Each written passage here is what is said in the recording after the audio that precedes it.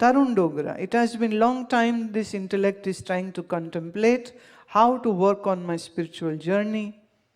Desire gives motivation to work, but if a person's main objective is liberation, how do a person progress in this world which hinders the spiritual journey?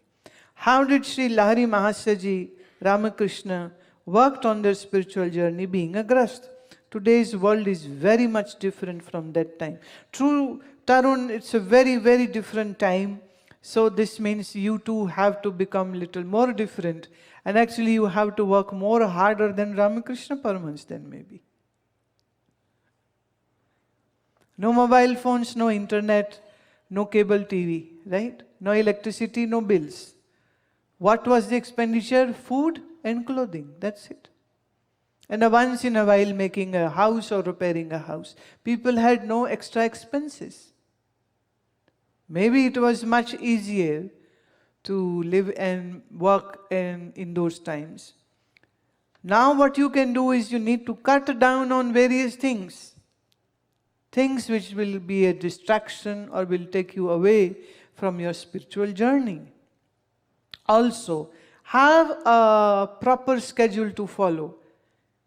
Make a schedule that this is my time to do sadhana and this is my time to do the worldly affairs. Don't make a khichdi out of it. Khichdi is good, but only then, when you have a diarrhea or you are sick. Otherwise, there is no fun in eating khichdi every day. Why make khichdi? What happens is when you are working, then you think about, oh, I had to meditate. And when you are meditating, you are thinking about office works. That's the problem. Work is not a problem. Being 100% at one place should be the goal. And then do whatever you are doing with great love and concentration. Then it can be anything. One time I was in States and I was answering this similar question, and I said to that person that, see, when you are doing work, वो एक महिला ने सवाल पूछा था कि हम सारा दिन घर में काम करती रहती, हम भजन कब करें? है तो गप ये बात, मैंने बिल्कुल गप है ये, ऐसी कोई बात नहीं है कि काम ही काम सारा दिन करती हैं, बस सब आदत पड़ जाती रोने की ना, तो लोग रोते रहते। मैंने कहा कोई बात नहीं, जब सब्जी काटो तो से मान लो आपका मंत्र ओम नमः शिवाय है, तो आप लौकी छील रहे हो तो ओम नमः शिवाय, ओम नमः शिवाय, ओम नमः शिवाय, ओम नमः शिवाय, ओम नमः शिवाय, ओम नमः शिवाय, ओम नमः शिवाय, ओम नमः शिवाय।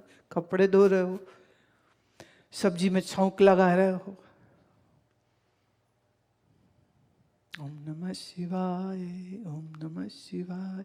भोजन प्रसाद बन जाएगा, रोने की क्या बात है? कपड़े धो रहे हो, साबुन लगाओ, ओम नमः शिवाय, ओम नमः शिवाय, ओम नमः शिवाय, ओम नमः शिवाय।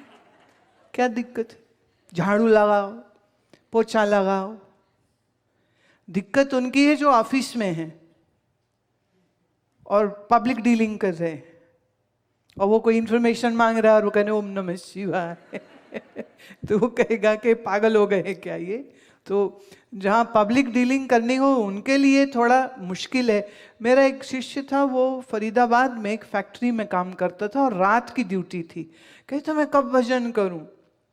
तो वो मेरा ख्याल कोई कटिंग मशीन थी जिसके ऊपर उसकी मैनुअल लेबर वाला जो काम ना, कठिन काम, वो करता था।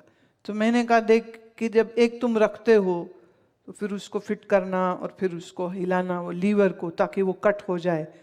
तो उसने बताया था मुझे ये काम। मैंने कहा तो जब लगाओ तो एक मंत्र जब रखा उसको, और फिर जब फिटिंग कर ली तो एक मंत्र तब, और जब लीवर पकड़ा तो तब, और फिर जब उठाया तब। मैं 4 बार हो गया। और तू पूरी रात काम करता है, हर 4 घंटे बाद ब्रेक होती है, तो तेरे पास पूरी रात है।